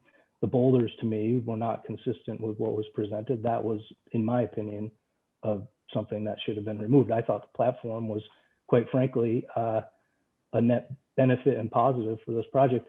In our narrative, clearly states that our erosion controls are the minimum amount of work required, and additional sedimentation, erosion, and soil protection is allowed. I don't know why we wouldn't want that. Seems inconsistent with the Conservation Commission's mandate. The problem is, Steve, the shock value.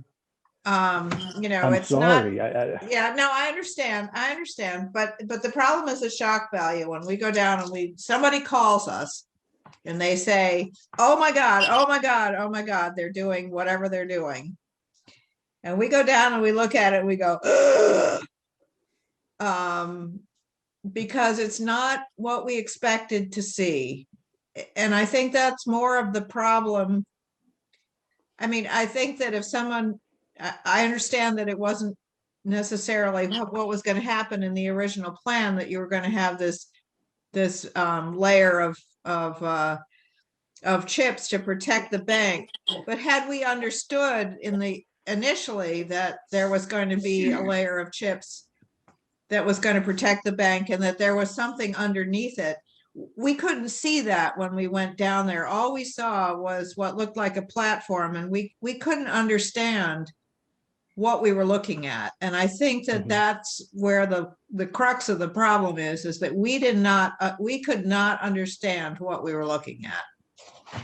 You know, I have to add something else in here, Steve, and Sally and Ron and everybody else.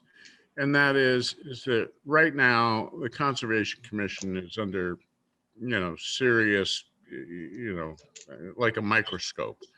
Everything we do is like, either good or bad. And the scoop around town is that we're the most evil people in the world. Well, the fact of the matter is that we have to abide by Massachusetts General Law 310 CMR. And this particular issue here was way outside of that. I don't know if your client or you or anybody else has read 310 CMR, but come on, we have to, it is our charge. It is what we have to do to, make sure that all of the accommodations of 310 CMR are enforced. And this isn't one of them. And, it's like, I don't want to bust your chops, and I don't want to bust the homeowner's chops. I don't want to bust anybody's chops. But, come on, don't sneak something in there that wasn't on the original plan that you were handing off to us. And furthermore, this has been the impetus behind something that I am putting forward to the planning board as well as the Conservation Commission. And that is that we're going to do every single solitary project within our jurisdiction on a 3-part plan. 1, put the plan in front of us. 2, we check out after the original or after the first stage of the plan has been put forward. 2, we're going to look at it somewhere in the middle. 3, we're going to go look at it when it's done. This has been the issue that came out of this, as far as I'm concerned. Well, I've been putting a lot of thought into this project essentially because it bothers me.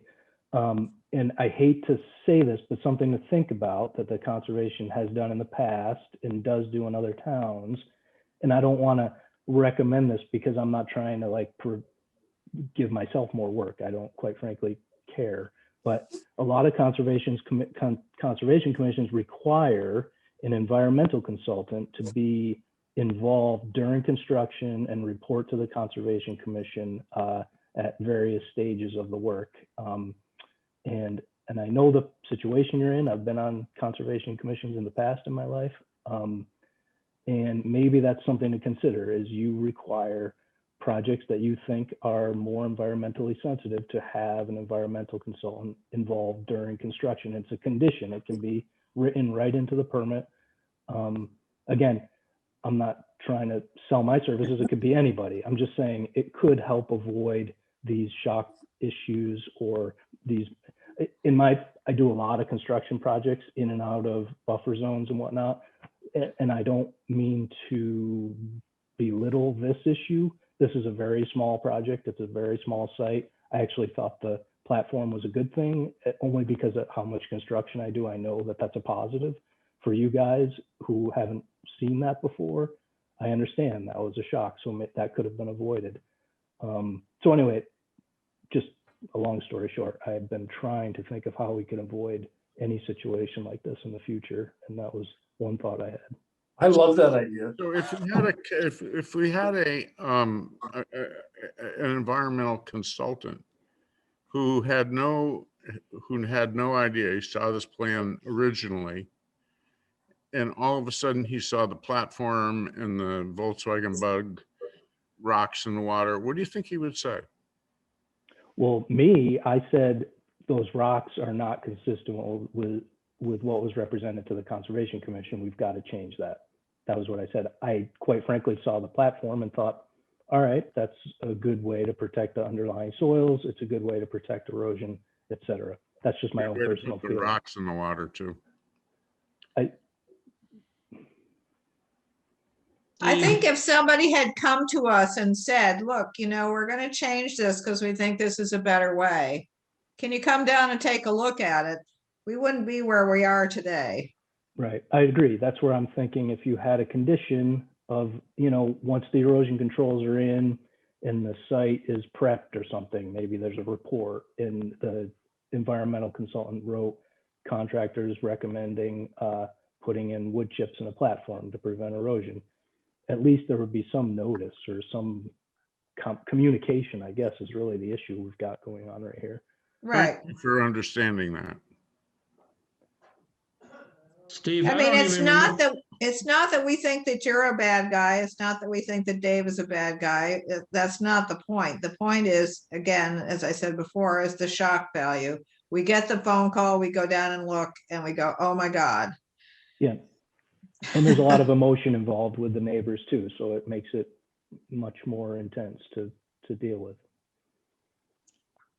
You, from my recollection, you can't even see wood chips on that site. They're buried Yeah, they're under the mud. platform, I think. I Yeah. haven't seen it. I wasn't there when the platform. So Yeah. we just really did not understand what we were looking at. I just pulled up the pictures of it that I took that day. And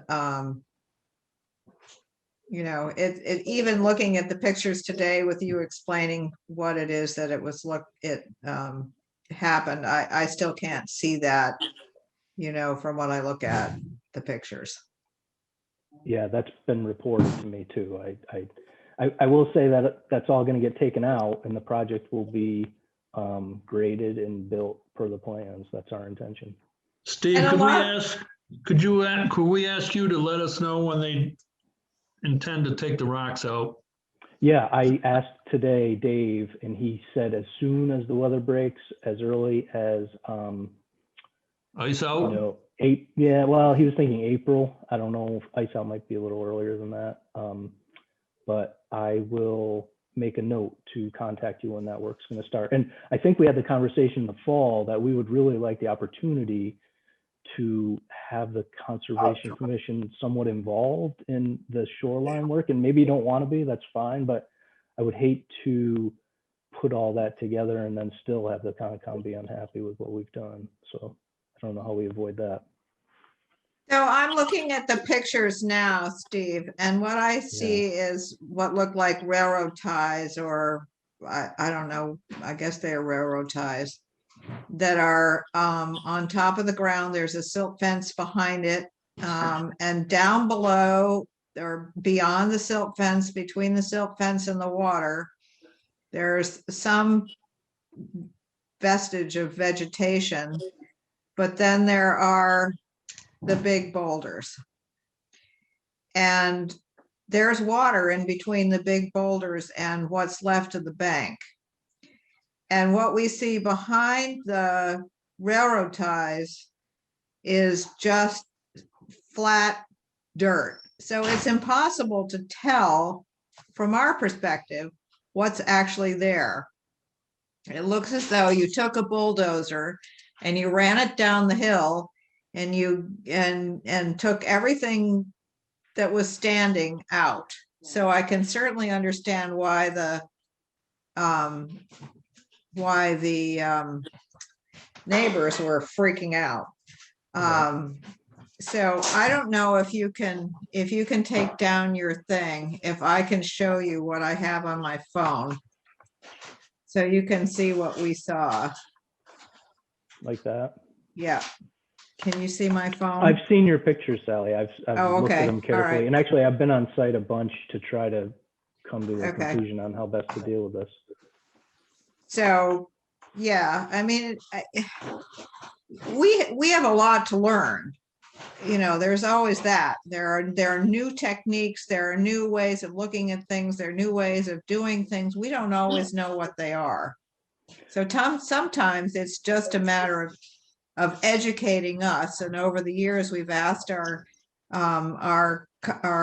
engineers to educate us when they're doing something new. You know, this idea of putting down the platform with the wood chips to protect the bank is something that we had never seen before. I've never seen it before anyway. And I've been on the commission now 25 years. You know, it's helpful for us if you guys can say, look, we're going to try something new on this site. We think it's really terrific. And we think that you're really going to like what you see when we're done. Yeah. So maybe that's something to think about too.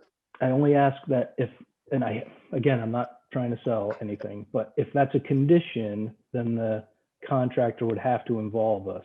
Like I said, I wasn't involved in this piece of the project. Right. But if it was a condition that a company, environmental company, was involved, then somebody could be that sort of interface for you rather than having things happen and then reacting like we're having to deal with here. Right. So Steve. Sorry, John, can I speak? Yeah, go ahead.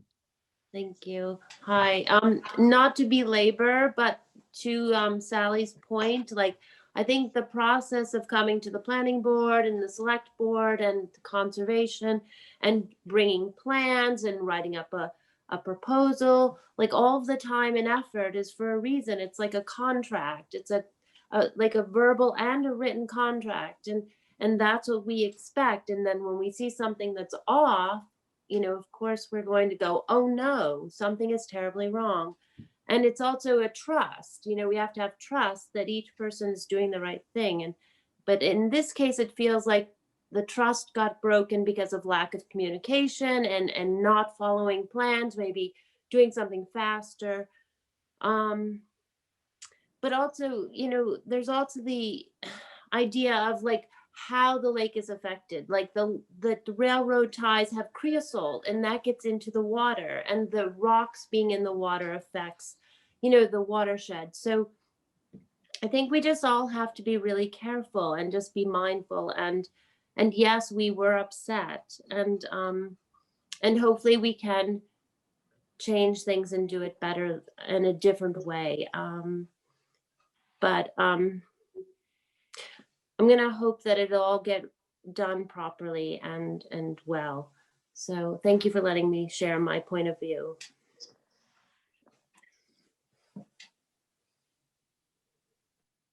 So Steve, are we gonna get some revised drawings?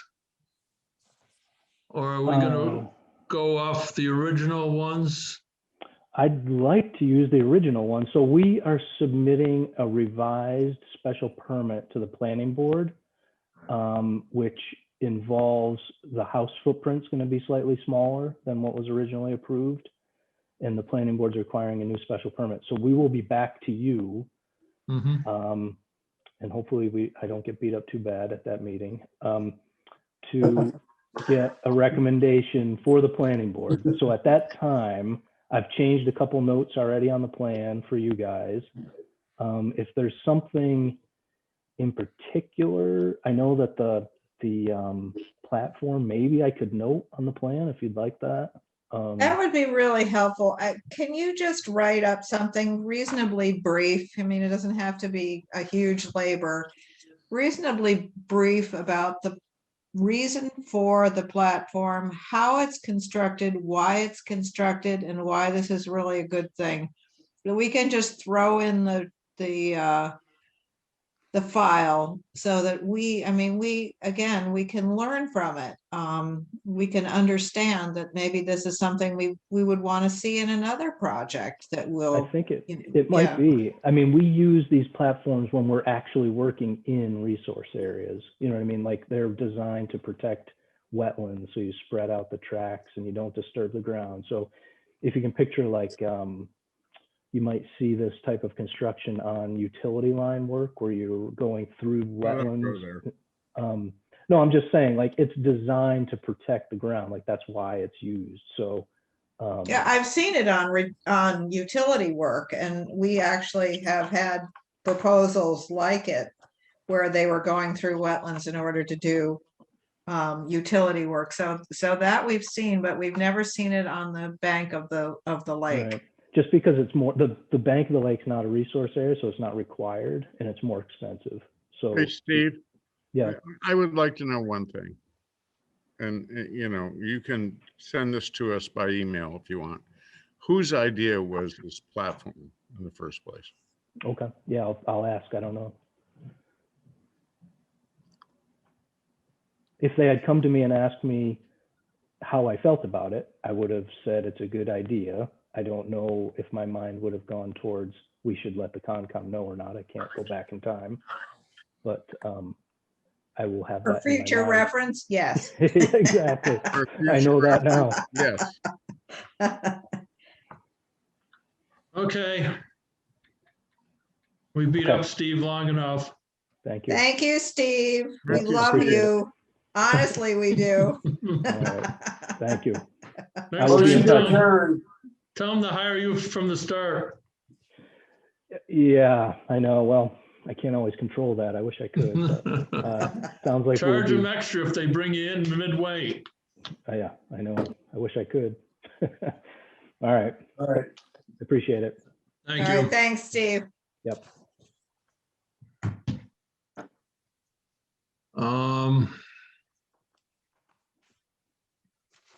I had something, but I just completely lost it. Uh-oh, we got. Hey, did we ever do an enforcement action on that lily pond we walked across last winter? Yes, but it came back undeliverable. Okay. So I'm not sure what we're gonna do about that. I think the guy never came back from South Africa because of the pandemic, but when he does. Yeah.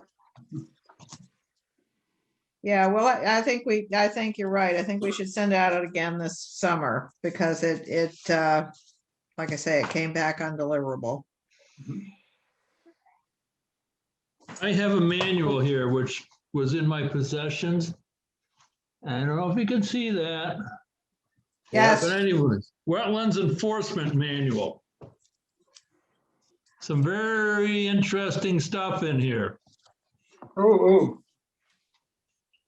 John, I might send this to you just so you can peruse this. I'd be interested in seeing that. Yes, you know your 3-4 step process? Right, who, what? It's in here. Good. Well, that's what I want to see. It Well, we also, can, it also we- says, Sally, that we don't have to post our site visits. does it? Yeah, but this is 2014. Oh, Well, would you send it to me, please? I'll deliver it in your mailbox if you want. jhart29960@AOL. Not this whole thing, I'm not doing that. Oh, well, no, thanks. Nail it. oh. I just wanted to share a Pages are tidbit of numbered. information, but I haven't done the research.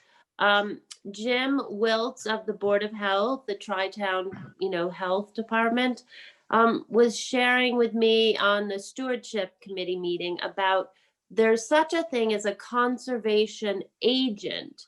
So they would work and they would sort of be the bad cop. And so we would, because we're a volunteer board, but they would be he or she could be the person that could look out for these projects that go awry. So I don't exactly know how they're paid, how their contracts are. So I haven't done my research, but I just wanted to share because maybe some of you have heard of such a thing. And I guess Yeah, we other talked towns- about it at the last meeting, actually. Richmond has one, Great Barrington has Okay. one, and Shep Evans. And Christine and I have talked about maybe sharing one between planning board and conservation. Not that I know how that would work. She probably knows better. But now's budget season. If you guys want to propose that, you got to do it right now or you're going to wait a year. Well, that's good information to know, Patrick, but I'd like to hear the rest of what Jamie was going to say. Oh, sorry. Well, no, I didn't really have much. Haven't had time to do research because, but it sounds like some of you have experience with this. So I just wanted to throw it out there, not to cause the meeting to go longer, but just that it's an option. Like, No, it's a really good one. yeah, because I'm thinking the projects are getting more complicated and they're getting more difficult and people are getting like bigger ideas and way out of what we're used to. Not that we're not smart, but just that these projects are more complicated and coming faster. And they've got more money. I would Yeah. like to propose something that Patrick came up with. And yeah, I'm in the business of distributing brochures, but I have no interest in distributing this brochure whatsoever. However, I think that we should craft a brochure that goes into, I'll supply the brochure rack if you wish, outside the building inspector's office that says what it is that our job is all about. So these people have some idea when they go and they buy some shack on the side of Stockbridge Bowl, what it is that they might be up against. And, I mean, I don't want to say up against, but I'd like them to be educated. And, I'm willing to foot the bill to print it because I have an in with a printer. But, can we kind of put that together at some point in time in the not too distant future, being that we're getting invaded by the escapees? Well, we have the start of one, if we want to plagiarize a little bit. Well, Yeah. plagiarism's fine. I mean, I think politicians do it all the time. Yeah, you sent that to me, didn't you, Ron? Yeah, Yes. I think so. Yeah, I just haven't done anything with it. I'll try to get back to that this week. Well, send me the artwork when you guys figure it out, and I will have it printed for you for nothing. Do you want it black and white or 2-color or 4-color, John? I don't know. Black and white's fine. Whatever's gonna strike somebody's eye, because obviously it needs to be read. But the headline, I'll put a copy of this in the Wetlands manual. the headline in the top 2 inches is really, really important, guys. This particular one is not particularly eye-catching. I will Well, say. it needs to be eye-catching so that the guy walking into, or the woman that walking into the building inspector's office or whatever, understands what they're coming up against, because 310 CMR is pretty complicated, and the general, Joe out there doesn't have a clue as to how complicated it is. Well, I think the text of this is not bad. However, I think the graphics are, I actually like the graphic on the front, although I think it's stolen from Mac. But being in black and white, it is not something that you're going to say, oh, look at that, and pick it up. Well, I will tell you that the, oh, what is that brochure that won an international award this year within a conglomerate of us brochure distributors was the Go Wild brochure, which the Berkshire Natural Resources Council put out. And so you can take that as a general, that's a good idea. They Go might be wild, willing- John. I thought I had a different topic. They might be willing to help. Oh, they've got some bucks. I hate to say it, but they do. No, I know they do, but they might be willing to help us too. Before you close, I really am interested in moving forward with this idea of hiring a outside consultant to help with inspections and even the permitting process. I tried to have the planning board adopt that concept for 82 Interlaken because I have read a lot of plans, but I'm finding I get lost in the details of that plan, and it is a rather large project, in my opinion. So I had said that we should hire a consultant, and there is a provision in Mass General Law, I think it's 53G, that allows once a permit is in your hands, you can ask the applicant to pay for the cost of review. And Yes, the way we've done that before. and I think we really need to make sure that everybody knows this and figure out the policy. So it's almost automatic on certain projects. And there's certain projects that, like somebody wants to put a garage up, we know pretty much that that's straightforward. But when we have some of these larger projects, or even some that you are reviewing tonight, there's some issues that we might not pick up on that have long-term consequences. So I don't know if we can move forward and maybe have somebody bring this up besides me at the planning board meetings to say, let's really make sure we can get this in place and have it work. Well, we do have it in place. It's in the general laws for the Conservation Commission. So if we have a project that we really do not understand and really can't figure out, we can require the applicant to have a third-party review. And we have used that on not too many occasions, but we've used it occasionally, and it's very helpful. Can But you it's- use it for inspections also, or is that going to have to require? It's for the review. It's really for the review of the project in the beginning. We don't have any, I don't believe that goes on to following up the project. Wouldn't there be Although, oversight, Sally? although I feel like we have done something like that. We've Sure. required review over the years, like if you Written plant report. something, Yeah. you have to come back and tell us that it's actually growing, for instance. But I can't remember how we did that. I think that was the applicant that had to do that. I just think we don't want to lose the momentum we have going to get this kind of support with all the projects that we have approved this year. We cannot keep up with the inspections and the site visits and everything else, and feel confident that we're not going to miss something along the way. Yeah, I think an agent is, I think we've come to the point where we need an agent. Yes, I do too.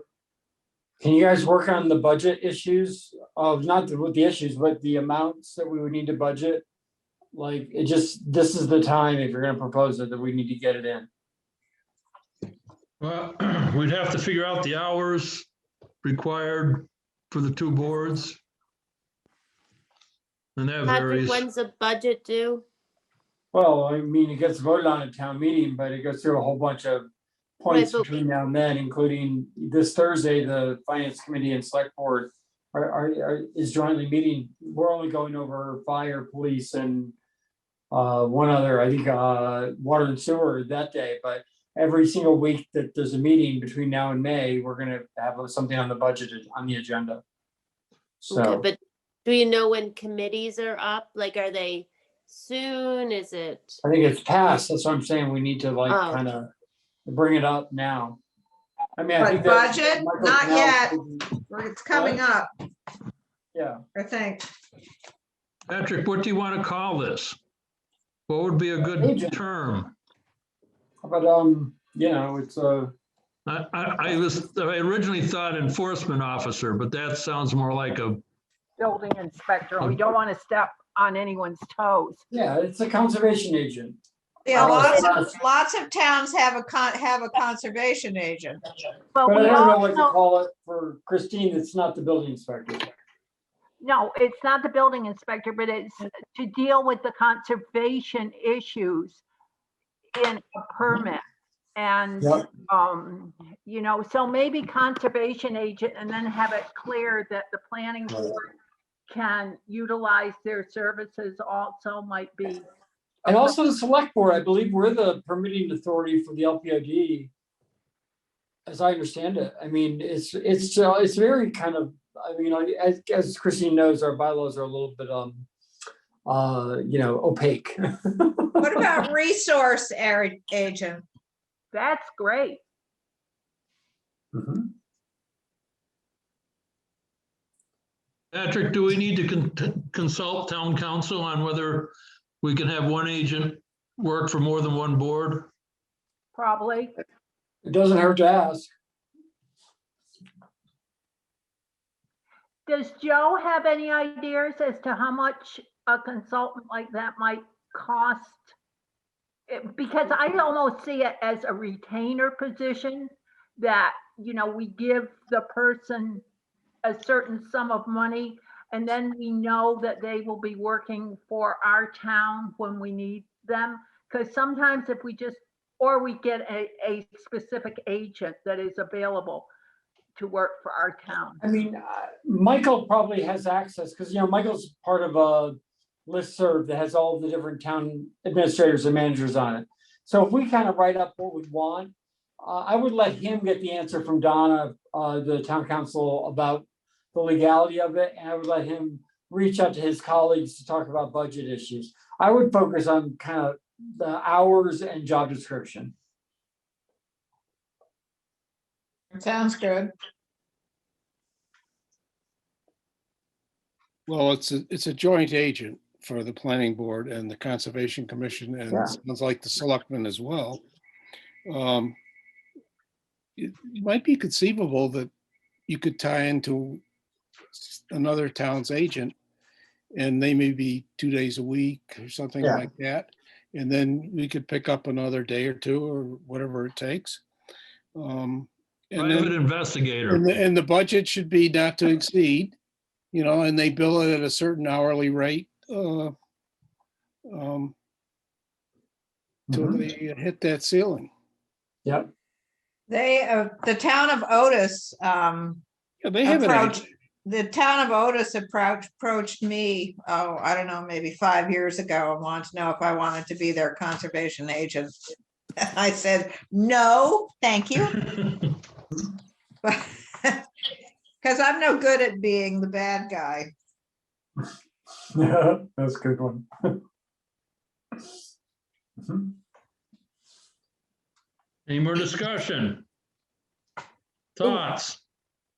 Mm-mm. And for dinner. Patrick, we'll try to see you Thursday at 6:30. Thank you. Everyone make a motion? I'll make it. I'll second. All in favor? I- Uh, Aye. Aye.